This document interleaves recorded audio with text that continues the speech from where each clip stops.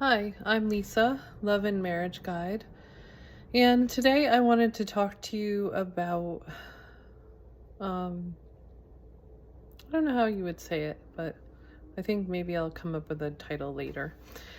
Basically, yesterday I talked to you about detachment, and then I went on throughout my day and I really struggled with detachment. Um, So what happened was my day didn't go as planned. My son ended up staying home sick, so my husband and I had to figure out how to accommodate him into our schedule. And I took him for the morning, and he took him for the afternoon. And then in the afternoon, my husband had to take him to a doctor's appointment, and then that ended up lasting longer. And I was really struggling with like having that added to my day. I just had wanted to come home from my class and relax and just just relax, and I wasn't able to do that. And then I was hungry and I was cranky, and so the whole time that we were at the doctor's office, instead of I did notice, like I noticed, oh, I could really be here for my husband now. He was getting all these allergy shots and he was uncomfortable, and I think like it was nice that we were there with him.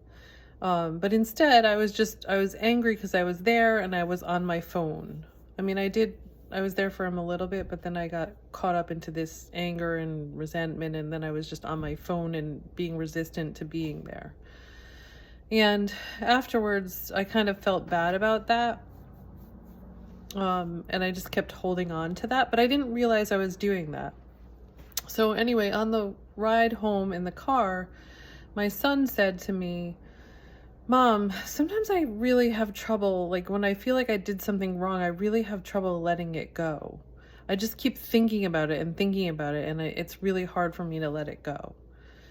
And I was like, yeah, I know what you're talking about. That's really hard. I get that. And then maybe like an hour later, I realized that I was doing that too. Like it wasn't just him. I was thinking over and over again about how I didn't like the way that I was in the doctor's office. I didn't like how resistant I was, and how instead of being present with my husband and my son, I was on my phone and like just not wanting to be there. Instead of saying yes to the situation and allowing it to kind of give me the gifts of what it had. So when he said that to me, once I realized that, wow, I was doing the same thing as him, I said to him, I'm like, Marcos, thank you so much for saying that to me. Like, I didn't realize it, but I was struggling with that too. I kept thinking about how I didn't like what I was doing. I didn't like that I was on my phone and I was not really present with you and Papa.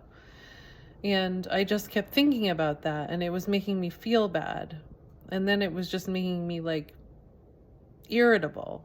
And he noticed I was irritable too.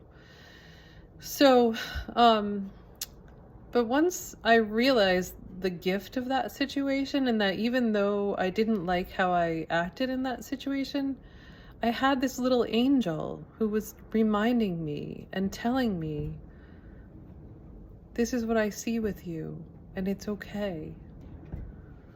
And that was so nice, just to know that like that was a reflection of where I was at. And it just reflected back to me, this isn't what you want, right? It was my son who was the little angel, and he reflected back to me, this isn't what we want. We don't want to just keep thinking about what we did bad, because that just makes us irritable. And so I said to him, I'm like, let's really try to be more loving to ourselves and more forgiving to ourselves. And he was like, yeah, Mom, whatever. But hopefully some of that went in. And I can be his angel sometime. And we can all be each other's angels, because that's really what it is. It's like we're all getting reflections back from where we are. Everything that we see is a reflection of where we're at in that moment. And it's just a reminder of, is this where you want to be? Is this how you want to be?